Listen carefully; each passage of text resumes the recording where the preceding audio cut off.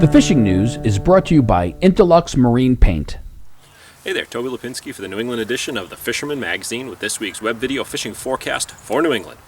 Well, we finally arrived at the last show of the year, the MSBA's annual Sport Fishing Expo, this Saturday and Sunday at the University Sports Complex in Hanover, Mass. With well over 100 vendors scheduled to attend, it's a great show to round out another fine winter schedule as we transition into the open water fishing season.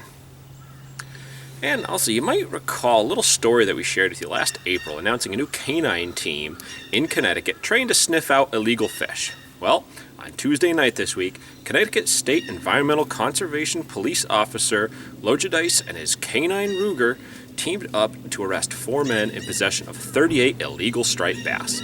The men were caught poaching along the banks of the Housatonic River in southwestern Connecticut.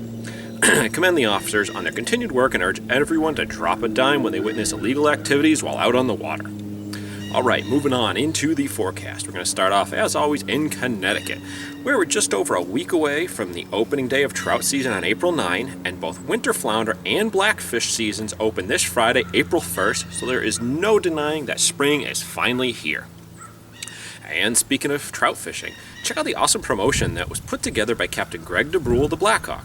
He's teamed up with Ray Marine, Fisherman's World, and us at the Fisherman magazine to bring you the 2016 Tag Trout promotion. You can get all the details both in the April monthly magazine as well as online at thefisherman.com, but the short version is that if you sign up in advance of opening day for both the Blackhawk and Fisherman's World email lists, and then you catch one of the specially tagged trout between April 9th and May 7th, then you'll be eligible for part of more than $15,000 worth of awesome prizes. There will be fish stocked in both Massachusetts and Connecticut, so be sure to read the article at thefisherman.com for all the details.